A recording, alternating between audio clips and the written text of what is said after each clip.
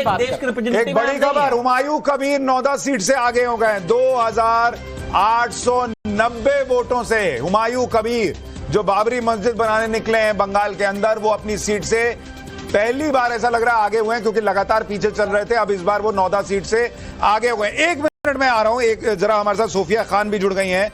Sophia, अभी तक सुबह से लगातार बीजेपी टीएमसी से आगे है रुझानों में। आपको जो आपके पास खबर आ रही है, आपके हिसाब से आंकड़ा क्या चल रहा है? देखिए, अभी असली पिटारा खुलने दीजिए। असली पिटारा जब खुलेगा ना तो इनकी जमीन खिसक जाएगी। अभी कुर्सी की पेटी बांधना पड़ेगा इन लोगों को। मौसम तो बिगड़ने वाला है। असली पिटारा कहाँ पे है? ईवीएम में है। अभी बैलेट बॉक्स के रिजल्ट के ऊपर 10:15 हो गया। अभी थोड़ा बहुत खुल रहा है, लेकिन अभी इससे हम लोग कुछ अंदाजा नहीं लगा सकते। लेकिन देखिए, डेफिनेटली जीत हमारी निश्चित है। हम बिल्कुल दृढ़ हैं और कांटे की टक्कर है, ठीक है, मैं मान सकती हूँ। लेकिन जीत जो है वो पश्चिम बंगाल में ममता बनर्जी की ही होगी। चौथी बार उनकी सरकार बनेगी।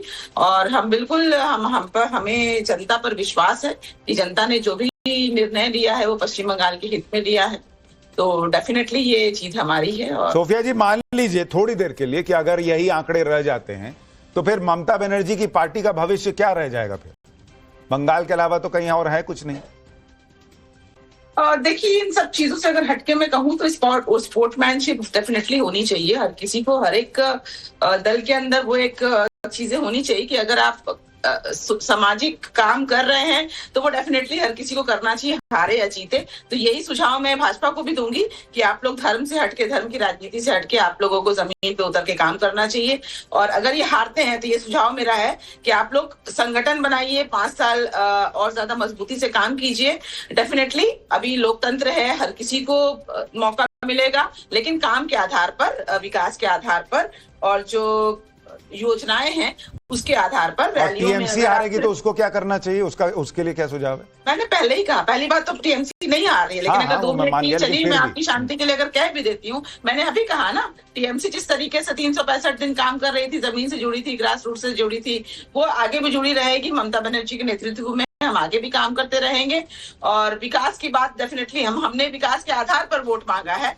और विकास डेफिनेटली जो भी हमारे, अगर हम विपक्ष बनते हैं, अगर तब डेफिनेटली उस वक्त भी हमारा जो विकास का मुद्दा होगा या सरकार से सवाल होगा या सरकार को प्रेशर बनाना कि पश्चिम बंगाल के लिए काम कीजिए, पश्चिम बंगाल में ध्रुवीकरण मत कीजिए, ये सारी चीजें ऑब्वियसली हम करते रहेंगे।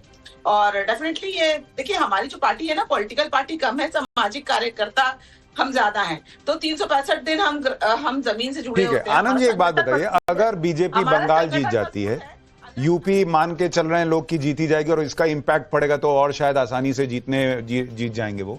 यूपी, बिहार, बंगाल, महाराष्ट्र, हरियाणा, ये सारे जो बड़े राज्य हैं, अगर वो उत्तर की जीत रही है तो 2029 में नरेंद्र मोदी को हटाने का ख्वाब भी देखना मतलब इम्पॉसिबल